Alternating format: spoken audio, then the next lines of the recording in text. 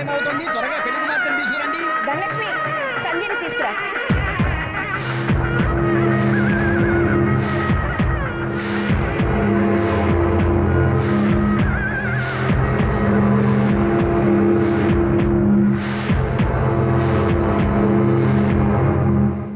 ఏంటమ్మా ఇంకా ఇలాగే ఉన్నావు? నాకు ఈ పెళ్లి ఇష్టం లేదు. ఇష్టం లేదా?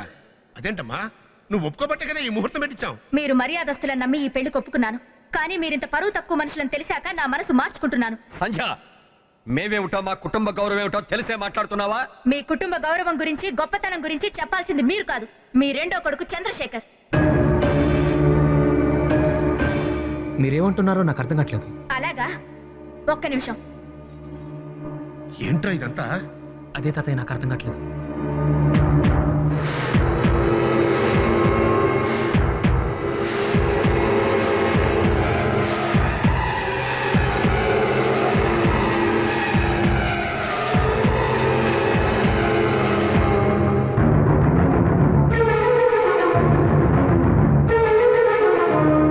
ఏంటి, దీన్ని చూడగానే షాక్ అయిపోయావా?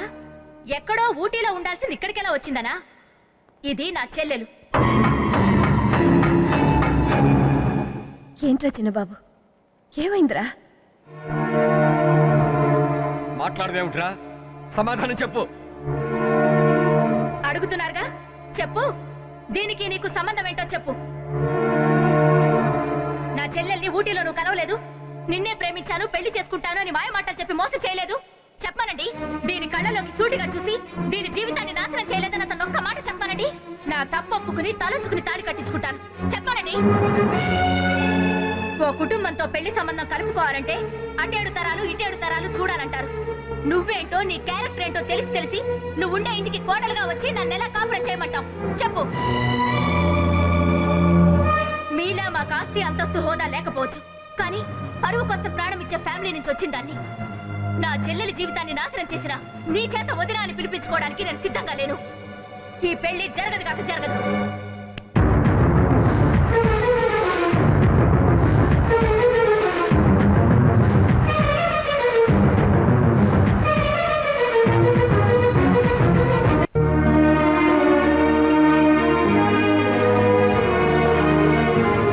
తరతరాల మన వంశ ప్రతిష్టని, కుటుంబ గౌరవాన్ని మంట కలిపావు కదరా.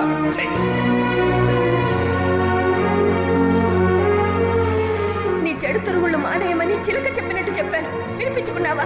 ఇప్పుడు చూడు, నువ్వు చేసిన తప్పుడు పని వల్ల మీ అన్నయ్య బతికి బట్టలైపోయింది.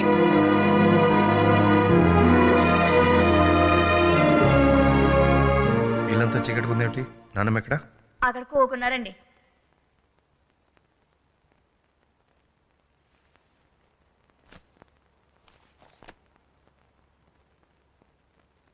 నానమ్మ, ఇప్పుడు ఏమైందని అందరూ డల్గా ఉన్నారు? నువ్వు భోంచేసావా? తాతయ్య, డాడీ, అవును, చందు ఎక్కడ? ఏరా, నీ తమ్ముడి కారణంగా పెళ్ళాగిపోయింది, మన పరువు పోయింది. ఇంత జరిగినా ఇంకా తమ్ముడు తమ్ముడు అంటూ వాడినే కలవిస్తావే. అది సరే నానమ్మ, జరిగిందేదో జరిగిపోయింది. ఇలా జరిగిందని నీకు బాధగా లేదా? నీకు ఆ అమ్మాయి మీద ఉన్న ప్రేమ నిజం కాదా? నిజమే నానమ్మ, నిజమే. కానీ నాకు సంధ్య మీద ఉన్న ప్రేమ కంటే చందు మీద ఉన్న మమకారం ఎక్కువ. మీరందరూ వాడిని తిట్టారు, భరించాడు. కానీ నేను వాడిని ఒక్క మాట అంటే తట్టుకోలేడు. నానమ్మ, నేను బాధపడ్డా పర్వాలేదు, కానీ చందు బాధపడితే నేను భరించలేను.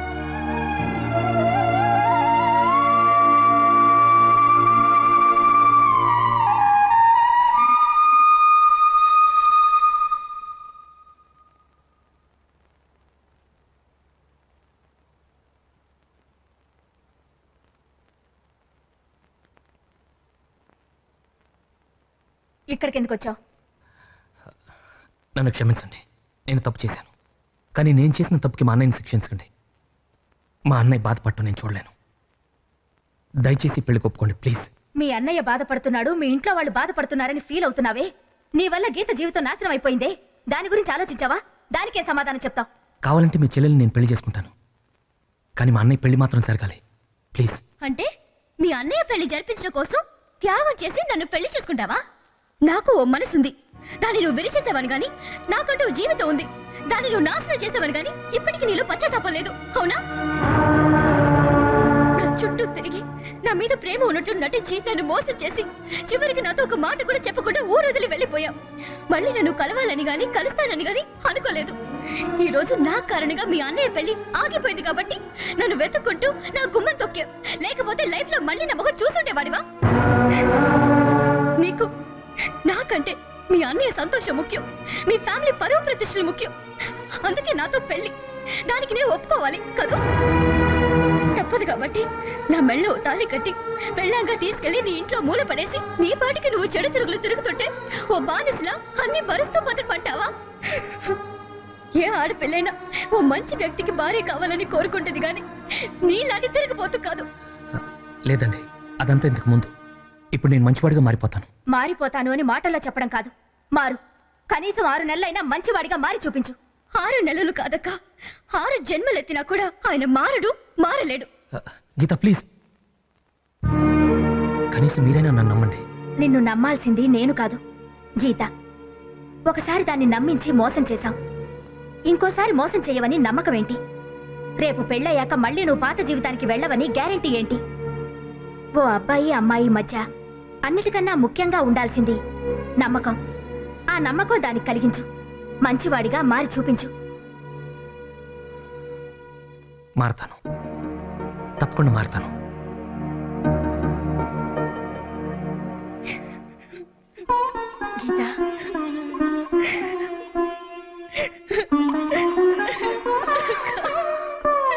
గీత,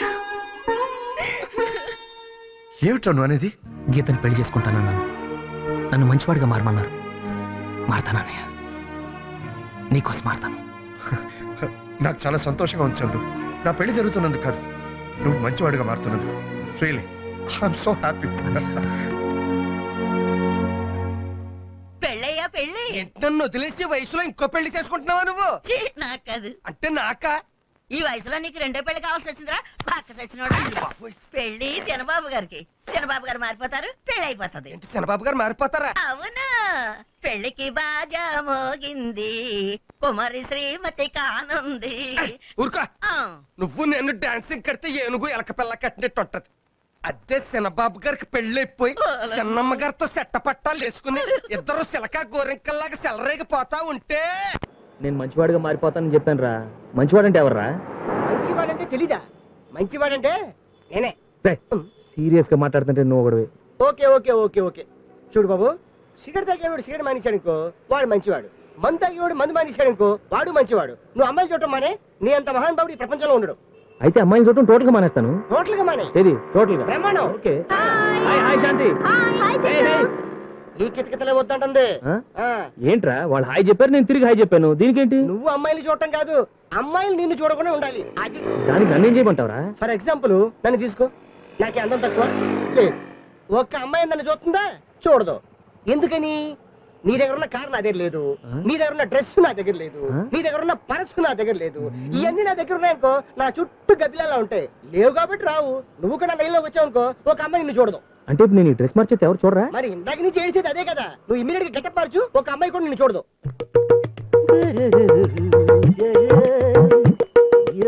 రే ఏదో ఐడియా ఇచ్చో మామూలు డ్రెస్ వేసుకొచ్చాను, ఏ అమ్మాయి నా వంక చూడదు కదా.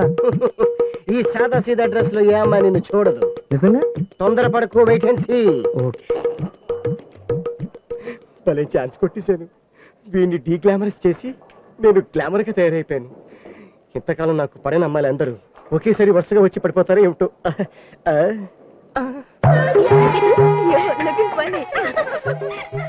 అయ్యో బాబోయ్, 4 అమ్మాయిలు ఒకేసారి వచ్చేస్తున్నారు. ఎలా మేనేజ్ చేయాలో ఏంటో.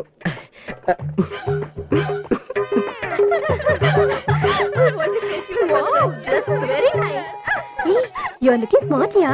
Thank you talk of the town. ఈ డ్రెస్ ఇంతకు ముందు ఎప్పుడు చూడలేదు. మొన్న లండన్ లో కొన్నాను. ఈ డ్రెస్ గురించి చాలా మంది మాట్లాడుకుంటున్నారు. But one thing God must be crazy. Simple dress లో హ్యాండ్సమ్ గా ఉన్నా. Simple dress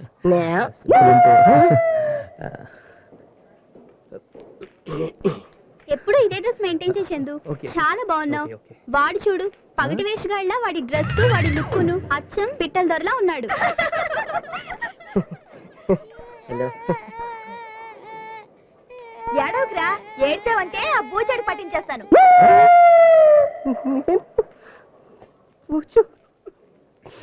okay okay. ఏంట్రా ఇలా అయింది? ఎవరు నేనేం చేయనురా? ఇప్పుడు అర్థమైందిరా. అమ్మాయి నీకు పడేది నీ డ్రెస్ కాదు, నీ కారు కాదు. టోటల్ గా నీ పర్సనాలిటీలో ఏదో ఉంది.